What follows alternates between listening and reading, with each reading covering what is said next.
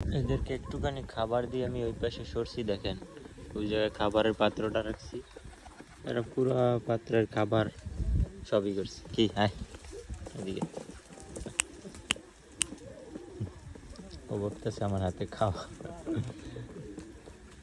কি খাবার খাবি? হ্যাঁ, তো ওই যে খাবারের পাত্র সব ওই জায়গায় ফালাই দিছো, এটা কেন করছো বল? মাশাআল্লাহ, আমার কবুতরের সেক্টর চেঞ্জ হয়ে যাইতেছে দিন দিন, দেখেন সব সাদার মতো হয়ে যাইতেছে দিন দিন, ঠিক আছে? কিছুদিন পর দেখবেন সব এইগুলা সব হাই ফ্লাইং, ঠিক আছে? এগুলা এদের বাচ্চা আমি সব রেখে দিতেছি, কারণ এরা সব হাই ফ্লাইং। এখন আমি উড়াই না বেশি একটা, বিকজ বাজ পাখি আসে, ঠিক আছে?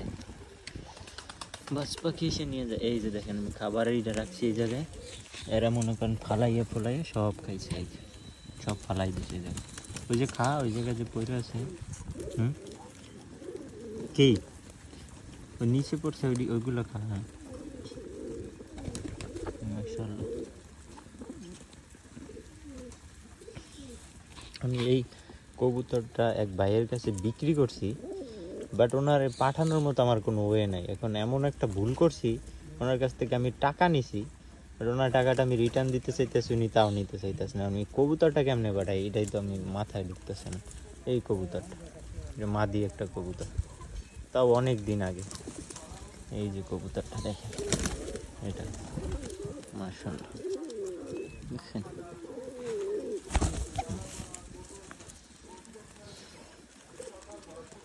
থাকো সবাই এখানে থাকো। এদিক টাকা, এদিক টাকা, এদিক টাকা।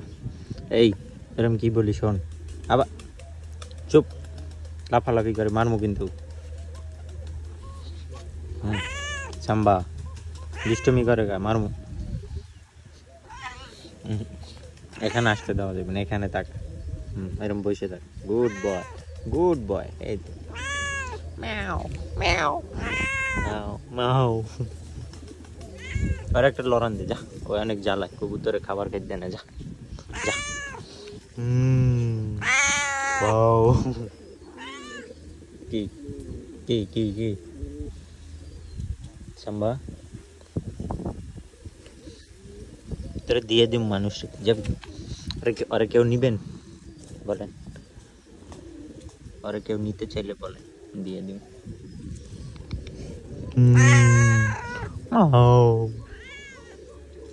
আরেকটা লড়ান, আরেকটা লড়ান, আরেকটা লড়ান যা।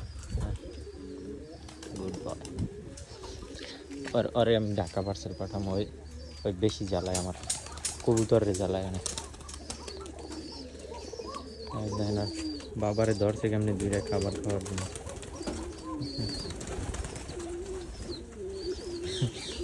দুইটাই মিলে ধরছে মাশাআল্লাহ।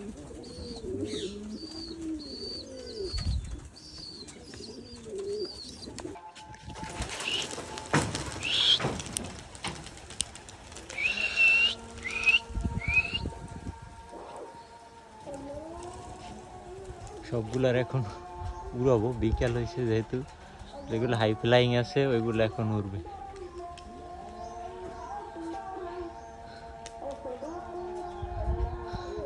আসর আজান দিছে, দেখবো কতক্ষণ উড়াইতে পারি।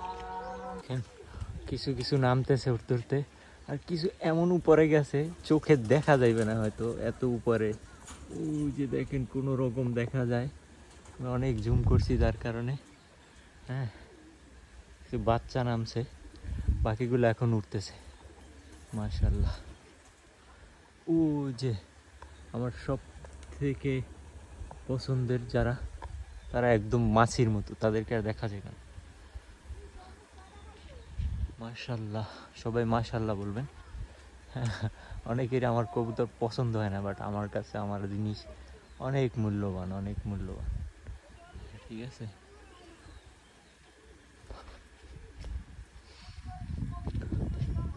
মাশাআল্লাহ, আমি আরো কিছু কালেকশন করতেছি আস্তে আস্তে। ওই যে বাচ্চা, যে বাচ্চা বলছিলেন না 300 টাকাও দাম নাই, এই যে ওই বাচ্চা দেখেন কই উঠতেছে, দেখছেন? একটা একদম কই উপর উঠে গেছে, 300 টাকার বাচ্চা আমার। তাদের কাছে 300 টাকা দাম নেই, দেখাই যায় না। এই যে কালদমের যে বাচ্চা, এইটাকে চিনছেন? ওই যে এটা কোনটা, অনেক উপরে এই একটা কালদমের বাচ্চা নামতেছে, দেখছেন? মাশাআল্লাহ। আর কিছু মানে এত উপরে উঠে গেছে, আমি মানে রমজান মাসে এই বিকালের যে ওয়েদারটা কি যে ভালো লাগে, যে বাতাসটা এত ভালো লাগতেছে, মানে আপনার ঘুম চলে আসবে। ঠিক আছে, শান্তি, সেই ফিলিং। বাতাসের শব্দটা হয়তো পাবেন।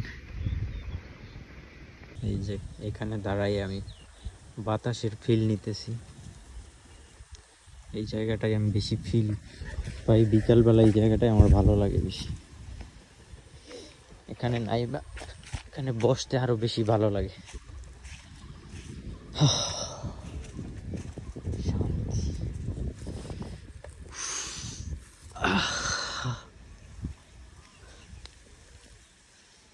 জাস্ট ফিল করেন আপনি এখানে বসা আছেন, আর যদি সাথে থাকে কয়েকজন বন্ধু বান্ধব কিংবা প্রিয় মানুষ, এই জায়গাটায় বসে আপনি গল্প করতেছেন, তখন আপনার গল্পের আসরটা কেমন জমে উঠবে এই প্লেসটাতে।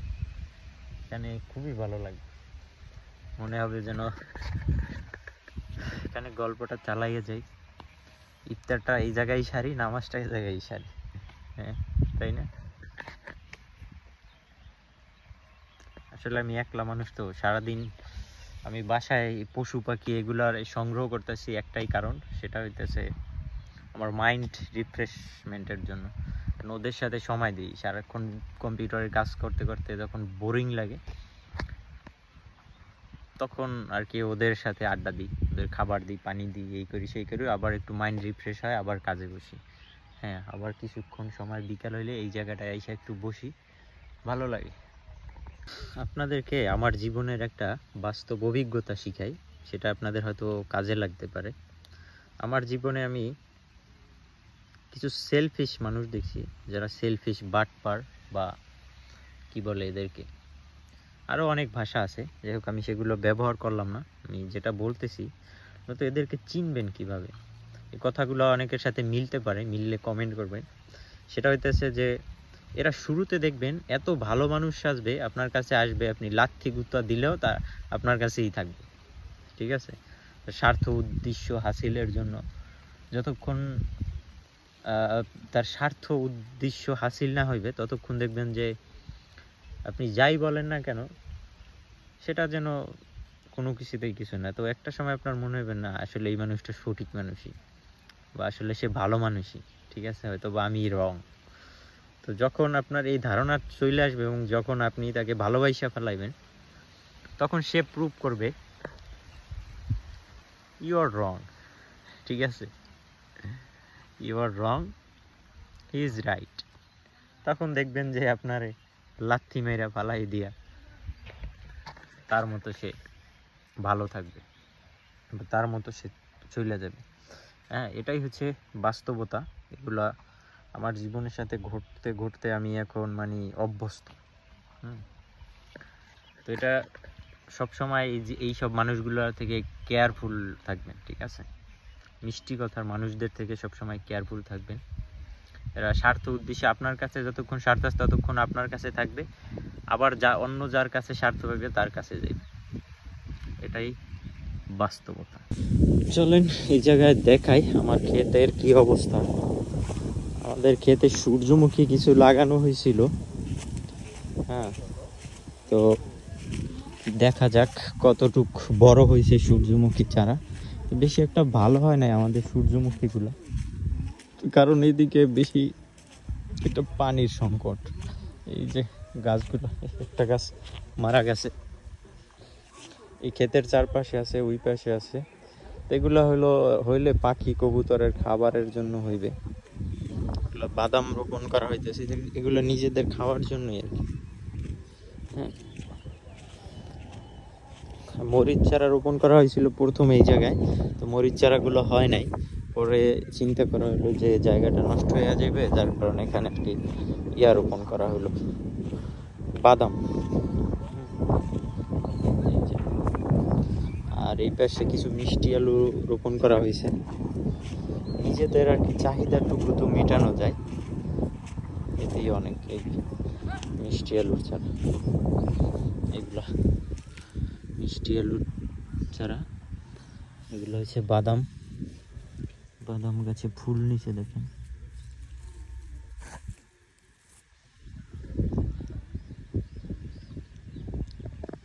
এটা হইতেছে আপনার